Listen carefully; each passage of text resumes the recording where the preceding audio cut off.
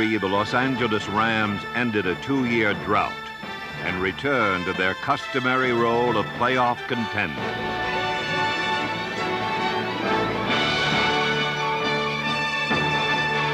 It was a season of remarkable moments, achieved by a group of remarkable men.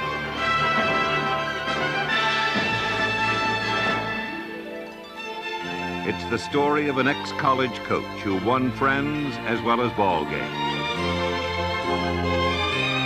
It's about the men he led, young athletes of astonishing talent, and old pros reborn.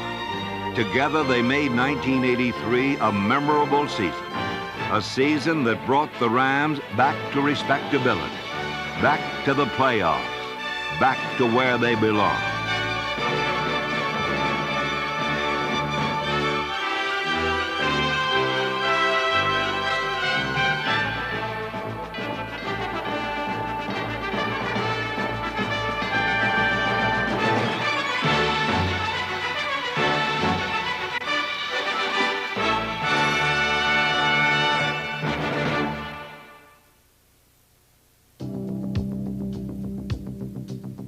The Rams' 1983 season ended on the first day of 1984, when Los Angeles was beaten by the defending world champion Washington Redskins in the second round of the playoffs.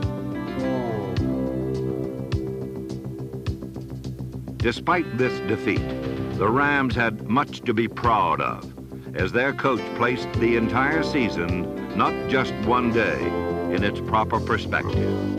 You put yourself on the line so dramatically at this level. Week after week, you've got your hands full, and what can be 2 great weeks can just come apart in the third week. A football team really lives for only 1 year, and you've got to enjoy that life, that year. Now you start again, and you hope there's carryover, but basically that's it, and you have to enjoy it on that basis. I think you got to go in and say, I love doing this, and it brings me pleasure every day to do it. I'm not sure if I'd do this for free, but I'd sure as hell do it for a lot less. In his inaugural season as coach of the Rams, John Robinson's infectious enthusiasm restored confidence and unity to his players, while earning their immediate respect. John Robinson is a good motivator. He's a good teacher. He's a good strategist. I've been very much impressed with his ability to come into the National Football League, where he's dealing with a much different caliber of football player, first of all, and then a different style of play. John Robinson has that ability to talk us through things. I'm a great believer in environments and that people do well when they're confident and when they feel secure. I think Georgia's done an excellent job in creating an environment where she genuinely cares about the individuals that are there. I think she's also been able to stabilize what's going on so that we're in some sense of a rhythm. We are making great strides in becoming one of those steady franchises that make the right kind of move. With strong leadership at the top, the Rams strode purposefully into the new season and earned their rookie coach a win in the very first game of 1983. Against the New York Giants, the Ram passing game was in peak form as 2 Vince Ferragamo to Mike Barber touchdowns forged an impressive opening day victory. A major contribution came from battle-scarred defensive captain Jack Youngblood, who began his 13th NFL campaign in glorious fashion.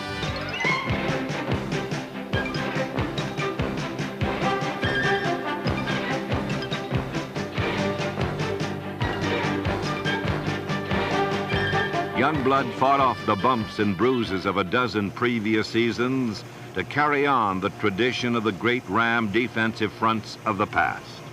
I use my experience more than I do my physical ability. I relied more on finesse and quickness. That's the way I was taught. Deacon taught me that, and Merlin taught me that. Ram cover 4. Right. Here we go now. Let's get it done, let's get it done, let's get it done. All right, rock! 288, Sam, punt!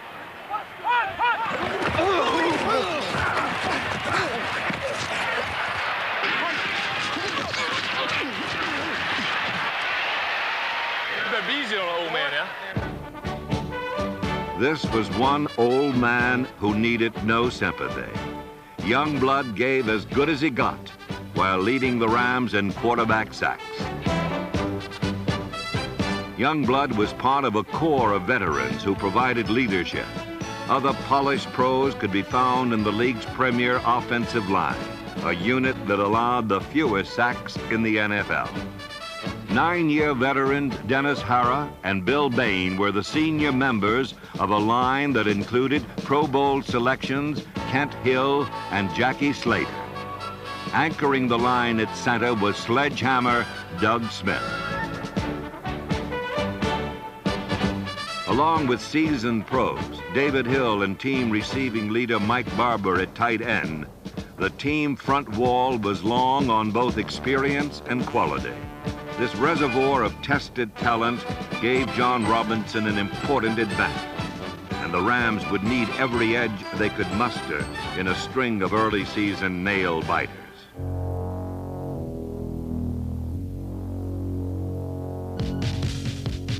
There were no breathers in the early game. In Week 6, the 49ers fell when Chuck Nelson hit a late fourth quarter field goal. A week later, Mike Gooman's 11th hour touchdown beat the Falcons. In a revamped offensive formation, Gooman was assigned the dirty but necessary jobs no one else wanted.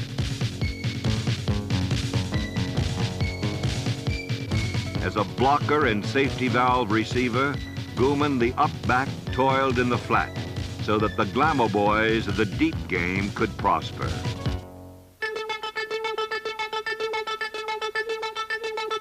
Quarterback Vince Ferragamo looked to a receiving corps that offered the right target for any occasion.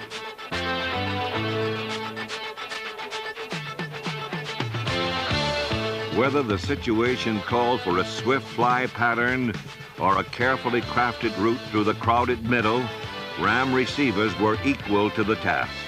In his first full season directing the offense, Ferragamo set new Ram records for pass attempts, completions, and yardage.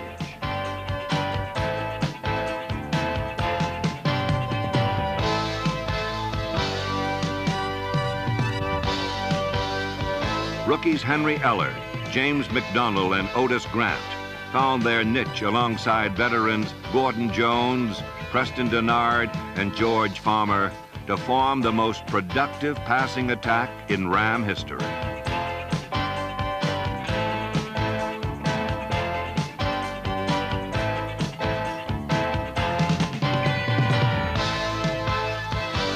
The Ram receivers may not have been household names outside of Los Angeles, but they quickly became familiar to a nationwide television audience in the season's 11th week.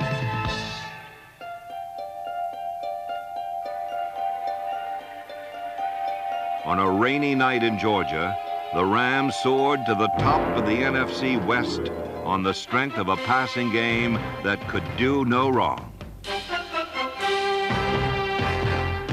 Hill comes in motion off the right wing. Back to throw. Ferragamo on first down. Going deep down the left side for Dennard. He's there. And he's at the 10, to the 5, and it's a touchdown.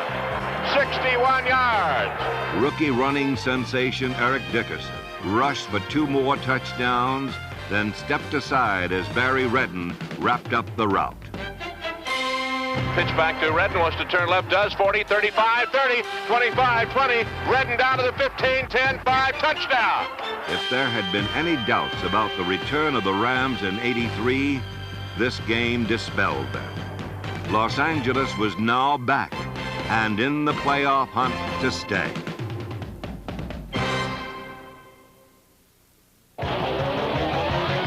With the return of the Rams to their winning ways, fans at Anaheim Stadium frolicked. Football was fun again.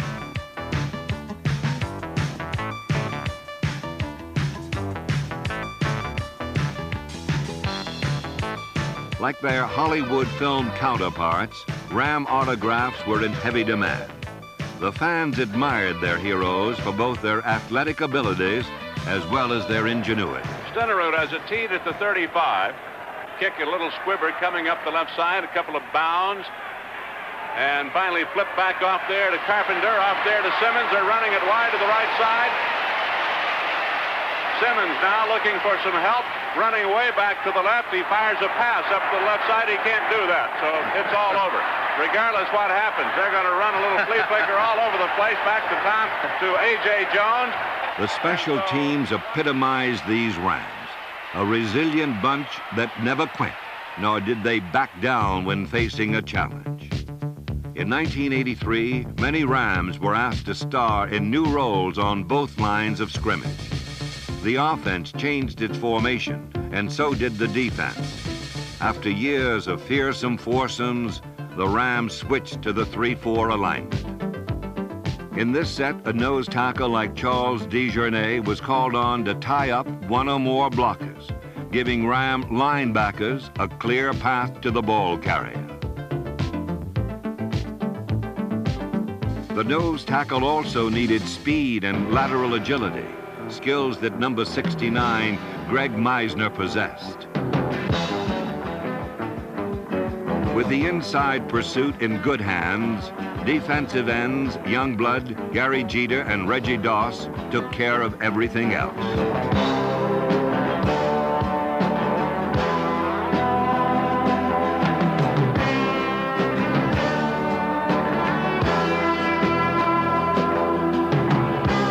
Ram coaches went to the 3-4 because they felt they had linebackers capable of playing it well.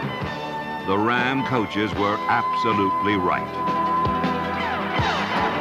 Mel Owens, Jim Collins, Carl Eckern, and George Andrews gave the Rams one of the league's toughest run defenses and made things uncomfortable for quarterbacks as well.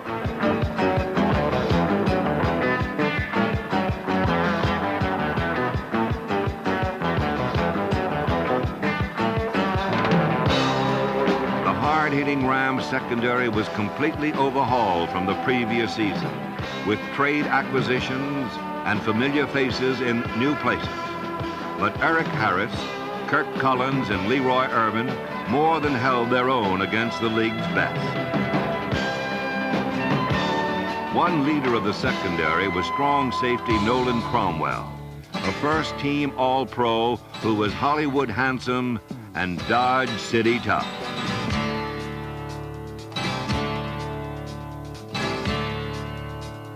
Joining Cromwell in the defensive backfield was number 20, Johnny Johnson, an emerging star who swiped 4 passes and brought 2 back for touchdowns, setting a team record.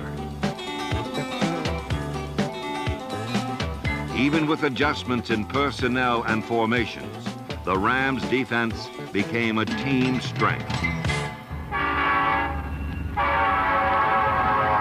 But the biggest change of all came on offense, where a runaway locomotive named Dickerson roared out of the station and never looked back. Ran to the left side, wide of the right bomber, pitch back to Dickerson, turns left, cuts inside, out to the 30, 35 to the 40, to the 45, to the 50, down to the 35, down to the 25, down to the 10, 5, touchdown, Eric Dickerson, 85 yards. Eric came to the Rams as the most heralded college runner in years, and by the end of '83, no less an authority than O.J. Simpson called him the greatest runner I've ever seen. Dickerson led the league with over 1,800 rushing yards, the most ever by a rookie. He set a record for rushing attempts, scored 20 touchdowns, and this may be only the beginning. He's got all the ability in the world. Basically, if he really sets his mind to doing something, he can do whatever he wants. He's big, he's strong, he runs fast. Eric's feet are so fast, it makes it very difficult for a tackler to come up and tackle him in the open field. When you have a back like Eric Dickerson in the backfield, it really opens up the offense as far as the passing game is concerned, and when you're definitely running the ball well, it's going to open everything up. Eric is so elusive. He's the type of guy that, although their plays designed to go certain places, he's the type of guy he's always looking. He's always looking for that opening, He takes his body where the play is designed to go, but his eyes and his head are looking in other areas for other alternatives where he can take advantage of it. When asked to create a self-portrait, Dickerson is direct and to the point. Keep on his tough inside and just try to contain it, because if he breaks, it's all over. That's what I'd say.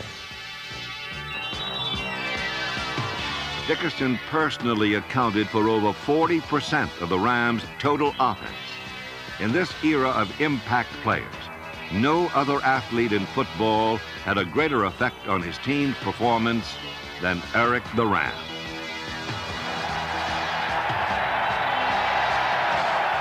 The fans were now pointing to the playoffs. But first, John Robinson's Rams would need to earn some wins in the final weeks. Their first opportunity came in Philadelphia.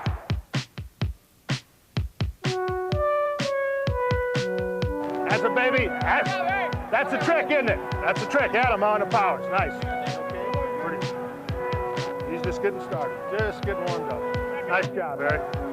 But Robinson's disposition quickly changed as the game began to turn. He's inbound. Oh, no! Oh, no! Hey, no, he was tackled inbounds. Oh, he's tackled inbounds. It's a bang-banger. A bang-banger? Well, I mean, he goes bang. The ball landed right there. Don't get excited, John. I know, that makes me look good. Then, with only seconds to play, the Eagles stole a win from Los Angeles.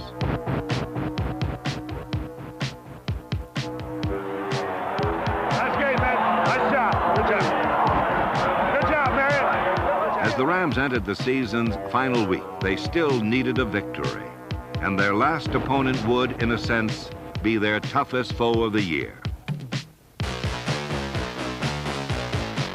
The New Orleans Saints took the Superdome field in hopes of clinching their first playoff berth in team history.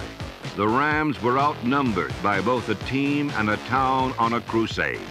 But a young blood safety and big plays from the defense and special teams quickly quieted the Bayou faithful. Erxleben gets the snap, hits it from his 25, short. Coming under it, Ellert at his 28, up the left side 30, 35, Ellert at the 40, 45, 50, to the 45, 40, 35, got to beat Erxleben, to the 20, to the 15, to the 10, to the 5, touchdown! 72-yard return. Goodlow wide to the left, back to throw. Stabler dumps it off, intercepted by Johnny Johnson at the 30. He's going to go in for the touchdown, and does. Johnny Johnson took it in at the 30-yard line and picks up the touchdown. Back to throw, Wilson pressured, fires up and into the middle, picked off by the Rams, Nolan Cromwell. He's going to go for the touchdown, down to the 5 and into the end zone.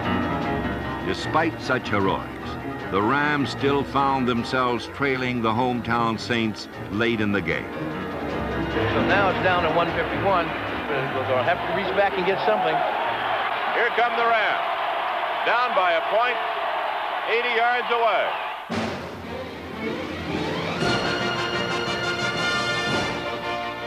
Against the NFC's best defense, quarterback Vince Ferragamo engineered the most important drive of 1983. At stake, a winning season and a trip to the playoffs. Is there a chance for the Rams with 6 seconds to go? Mike Lansford, the 42-yard try. The kick is up, long, high, and it is gone! After 2 seasons of frustration, the Los Angeles Rams were winners again and heading for postseason play.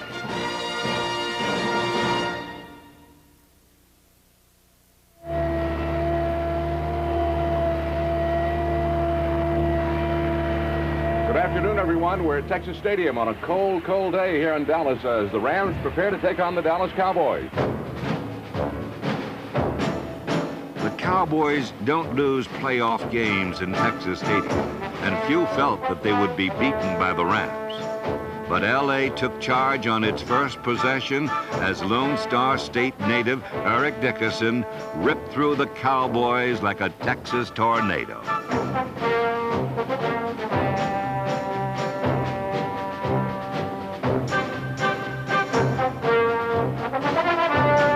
In a smartly executed opening drive, the Rams ran first, then crossed up the Cowboys with a touchdown pass from Ferragamo to David Hill. It wasn't pretty, but like everything else this day, it worked.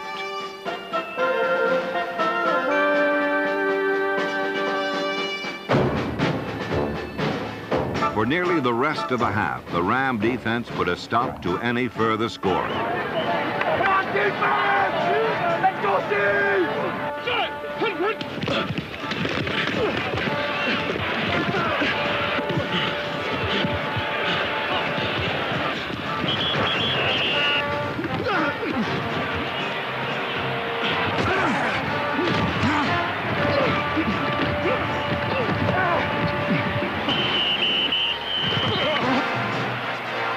The shocked Dallas fans could hardly believe their eyes, and the Rams were just warming up. Vince goes back to throw, looking, firing up and out to the left side, a diving grab for the touchdown by Preston Denard. Farmer out wide to the right, back to throw Ferragamo on second down, pumps and looks and fires, caught for the touchdown by George Farmer. When Dallas tried to rally, the Ram defense cut them off at every turn. Finally, in the fourth quarter, one more spectacular play pounded the final nail into the Cowboy coffin. Danny White takes the snap, back to throw, sets, fires up, and intercepted by Leroy Irvin. Back to the 10, to the 15, to the 20. Irvin back to the 25, to the 30. On his feet at the 35, to the 40, 45, 50, to the 40, to the 35. Down to the 15, to the 10, down to the 3-yard line. With Leroy Irvin's scintillating interception, Dallas was done. But this game had greater implications than simply an upset victory. The Rams' 2-year slump was now long forgotten. This team was back among the best in the league.